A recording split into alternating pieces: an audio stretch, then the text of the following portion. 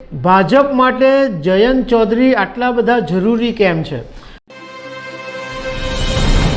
નમસ્કાર દર્શક મિત્રો, કોંગ્રેસ નેતા રાહુલ ગાંધીએ ભારત જોડો ન્યાય યાત્રાની શરૂઆત કરી છે. તો એવું લાગે છે કે ભારતીય જનતા પાર્ટીએ પણ એની સાથે એક પ્લાન બનાવી દીધો છે. રાહુલ ગાંધીની યાત્રા જે પ્રદેશમાં જાય એ પ્રદેશમાં ઇન્ડિયા ગઠબંધનને ઝટકો મળી રહ્યો છે. પહેલાં આપણે જોયું કે પશ્ચિમ બંગાળની અંદર રાહુલ ગાંધીની યાત્રા જાય એ પહેલાં જ મમતા બેનર્જીએ જાહેરાત કરી દીધી કે ટીએમસી પશ્ચિમ બંગાળમાં એકલા હાથે લડશે. એ પછી આપણે જોયું કે રાહુલ ગાંધીની યાત્રા બિહારમાં જવાની હતી, તો એ પહેલાં જ નીતિશ કુમારે ગઠબંધન સાથે છેડો ફાડીને એનડીએમાં જોડાઈ ગયા. એ પછી રાહુલ ગાંધીની યાત્રા જવાની હતી ઝારખંડ, તો ઝારખંડના મુખ્યમંત્રીને જેલ ભેગા કરી દેવાયા. હવે રાહુલ ગાંધીની યાત્રા ઉત્તર પ્રદેશમાં જવાની છે, તો એ પહેલાં ઉત્તર પ્રદેશના રાજકારણની અંદર જબરજસ્ત ગરમાટો આવી ગયો છે. કારણ કે રાષ્ટ્રીય લોકદળ એટલે આરએલડીના નેતા જયંત ચૌધરીએ ઇન્ડિયા ગઠબંધન સાથે છેડો ફાડવાનું લગભગ નક્કી કરી દીધું છે અને એનડીએ સાથે જોડાઈ જવાના છે. આ જયંત ચૌધરી એ વ્યક્તિ છે કે જેમના દાદા ચૌધરી ચરણસિંહ રાજકારણના દિગ્ગજ નેતા હતા અને એમના પિતા એટલે જયંત ચૌધરીના પિતા અજીતસિંહ પણ રાજકારણના એકદમ દિગ્ગજ નેતા હતા. તો આ અજીતસિંહના પુત્ર જયંતસિંહ ચૌધરી રાહુલ ગાંધીની યાત્રા ઉત્તર પ્રદેશમાં આવે એ પહેલાં મોટો ખેલ કરવા જઈ રહ્યા છે. એના વિશે વાત કરીશું. મારું નામ રાજેશ શાહ છે અને તમે જોઈ રહ્યા છો ખબરછે.com. દર્શક મિત્રો, રાહુલ ગાંધીની યાત્રા તો નીકળી ગઈ છે, પરંતુ જ્યાં જ્યાં જાય છે ત્યાં ભાજપ ફટકો આપી રહ્યું છે. હવે ઉત્તર પ્રદેશની અંદર રાહુલ ગાંધીની યાત્રા હવે પ્રવેશવાની છે. તો એ પહેલાં આરએલડીના નેતા જયંતસિંહ ચૌધરી એનડીએમાં સામેલ થાય એવી અત્યારે રાજકારણની અંદર ચર્ચા ચાલી રહી છે.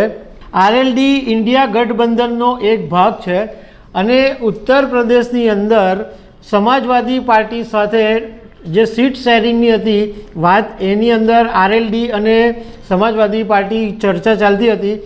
એમાં સમાજવાદી પાર્ટીએ આરએલડીને લોકસભાની 7 બેઠકો આપવાની વાત કરેલી, પરંતુ આ વાતથી આરએલડી નારાજ હતું અને આરએલડીને ટોટલ 12 સીટ જોઈતી હતી. હવે એવી એક ચર્ચાએ જોર પકડ્યું છે કે ઉત્તર પ્રદેશની અંદર છપરોલીમાં 12 ફેબ્રુઆરીએ જયંત ચૌધરીના પિતા અજીત ચૌધરીની પ્રતિમાનું અનાવરણ થવાનું છે અને પ્રધાનમંત્રી નરેન્દ્ર મોદીના હસ્તે આ પ્રતિમાનું અનાવરણ થાય એના ચક્રો ગતિમાન કરવામાં આવ્યા છે. એને કારણે એવી ચર્ચાએ જોર પકડ્યું છે કે જયંત ચૌધરી હવે ગમે ત્યારે એનડીએમાં જઈ શકે છે. રાજકારણના જાણકારોએ એમ કીધું કે જયંત ચૌધરીને ઘણા બધા લોલીપોપ આપવામાં આવ્યા છે. એમાંથી એમને 4 બેઠકો ઉપર ટિકિટ લડવાનું, 1 રાજ્યસભાની બેઠક આપવાનું, ઉપરાંત ઉત્તર પ્રદેશના યોગી સરકારના મંત્રીમંડળમાં સ્થાન આપવાનું, આવા ઘણા બધા લોલીપોપ આપવામાં આવ્યા છે. એટલે સંભવતઃ જયંત ચૌધરી એનડીએમાં સામેલ થવાની શક્યતાઓ વધી ગઈ છે. હવે બીજું એ આપણે જાણીએ કે ભાજપ માટે જયંત ચૌધરી આટલા બધા જરૂરી કેમ છે? તો એનું કારણ એવું છે કે જયંત ચૌધરી પોતે જાટ સમાજમાંથી આવે છે અને ઉત્તર પ્રદેશની અંદર જાટ વસ્તી છે એ 2% છે અને આ જે જયંત ચૌધરી છે એનું પશ્ચિમી ઉત્તર પ્રદેશમાં જબરજસ્ત વર્ચસ્વ છે. આ પશ્ચિમી ઉત્તર પ્રદેશમાં જાટની વસ્તી 18% જેટલી છે અને 2022ની વિધાનસભાની બેઠકમાં પણ આ પશ્ચિમી ઉત્તર પ્રદેશમાં આરએલડીએ 8 બેઠકો મેળવી હતી. જયંત ચૌધરીને એનડીએમાં સામેલ કરવા પાછળનું બીજું કારણ એ પણ છે કે ખેડૂત આંદોલન અને પહેલવાનોના મુદ્દે જાટ સમાજ ભાજપથી નારાજ થયો છે. તો આ નારાજગી દૂર કરવા માટે પણ જયંત ચૌધરી એનડીએ સાથે આવે એ જરૂરી છે.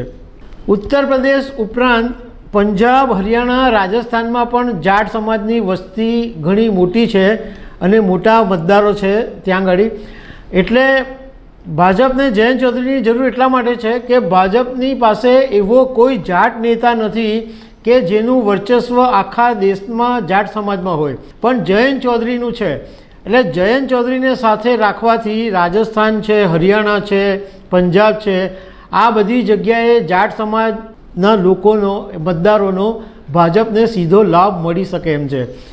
એટલે આ રાહુલ ગાંધીની યાત્રા જ્યાં જ્યાં જાય છે ત્યાંનો ભાજપે એવો પ્લાન બનાવ્યો છે કે દરેક રાજ્યની અંદર તોડફોડ કરવી. હવે આમની યાત્રા ઉત્તર પ્રદેશ પછી જ્યારે ગુજરાતમાં પણ આવે તો ગુજરાતમાં પણ મોટી તોડફોડ થવાની શક્યતા અત્યારથી વર્તાઈ રહી છે.